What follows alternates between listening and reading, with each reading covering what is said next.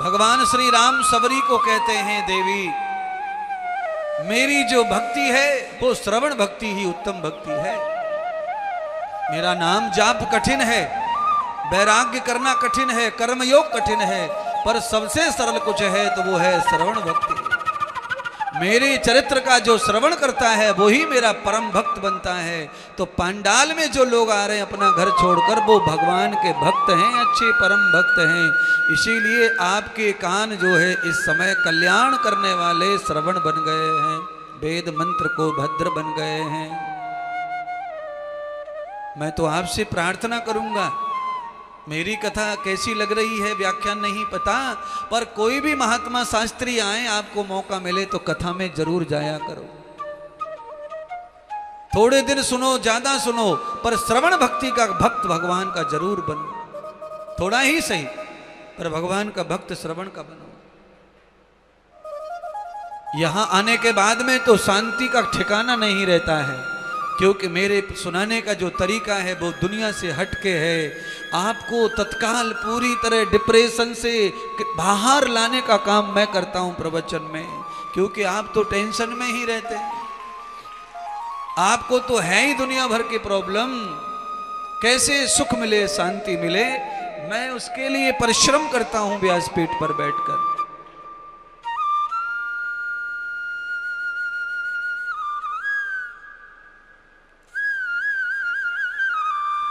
केवल बांसुरी सुनकर गोपियां आई ऐसा नहीं है, आवाज मधुर हो तो जानवर भी प्रेमी हो जाता है। सब गैयां दौड़ पड़ी महाराज भगवान के शरणों की तरफ, यशोदा के महल की तरफ। मानो के गोपाल बुला रहे हैं गैया को, ऋषियों को ब्रह्म बुला रहे हैं। आज जीव और ब्रह्म का मिलन हो रहा है, ऐसी प्रवृत्ति गोकुल में हो गई है भगवान के उस मलाहर राग से। बांसुरी में राग पे राग प्रभु सुनाते चले जा रहे हैं।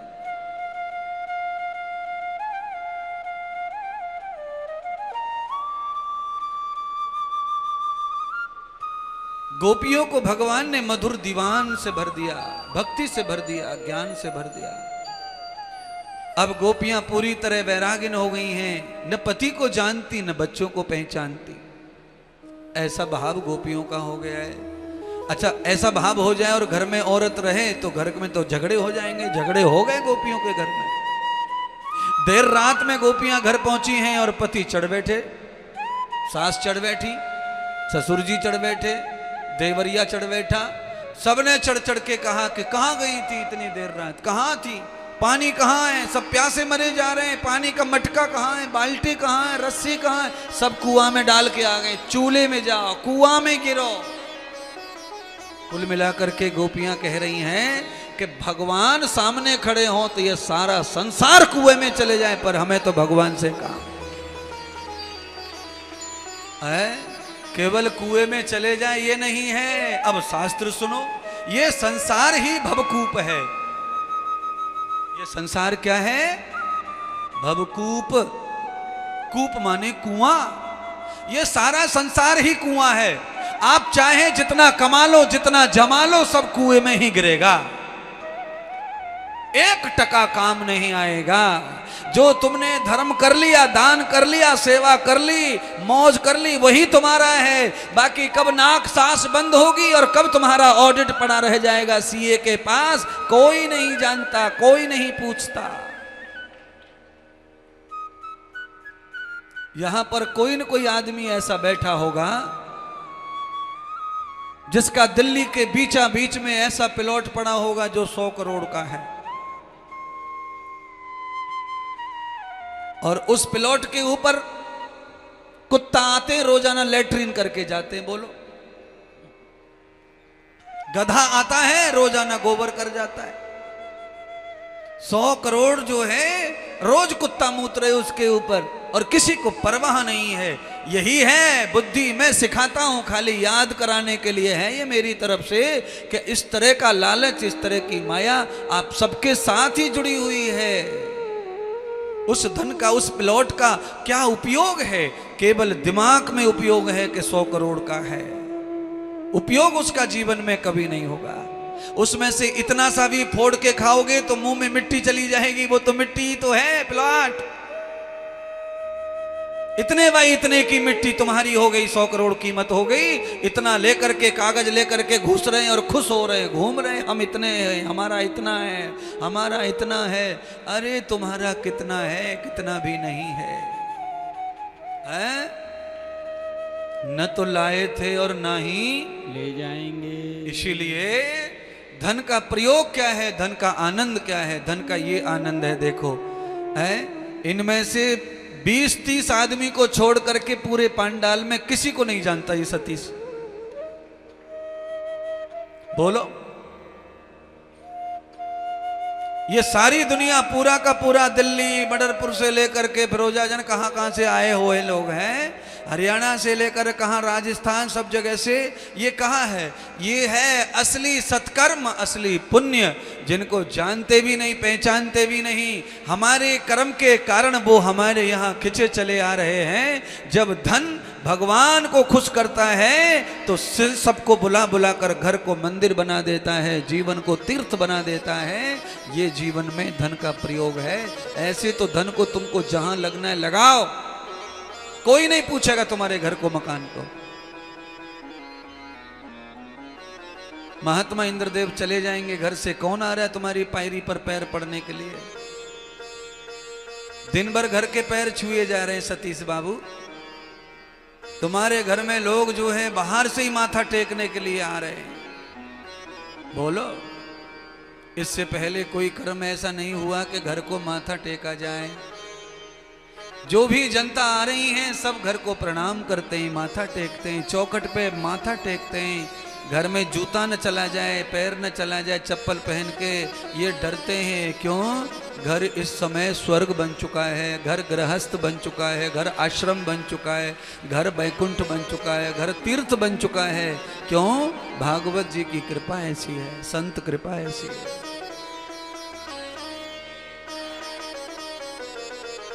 और ये शरीर ऐसा है, जहां भी खड़ा हो जाए, बैठ जाए, वहीं तीर्थ बनता चला जाता है। और ये तब संभव है जब आप अपने आप को साधक बना के रखो, प्रभु का बना के रखो। ये शरीर कोई भी पांडाल में बैठा है, ये सब शरीर वही है। ये कहीं भी जाकर तीर्थ बना सकते हैं, दुनिया को, खंडर को मंदिर बना सकते हैं। ये सब शरीरों में ये शक्ति है, पर माया में घूमे हुए फूले हैं, भूल गए सही रास्ते को।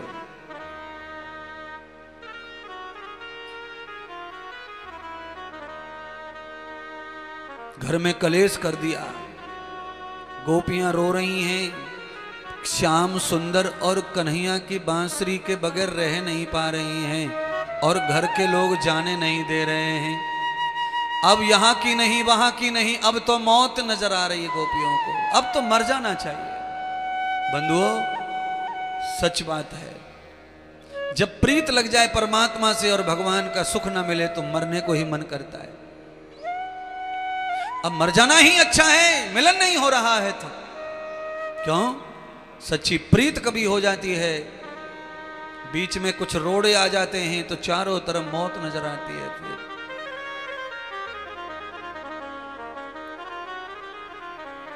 गोपियां रो रही हैं, रुदन कर रही हैं महाराज। भगवान श्याम सुंदर को कह रही हैं, अब तुम ही कुछ कृपा करो कन्हैया, कोई मार्ग नहीं है तुमसे मिलने का, केवल एक ही मार्ग है और वो है पनघट।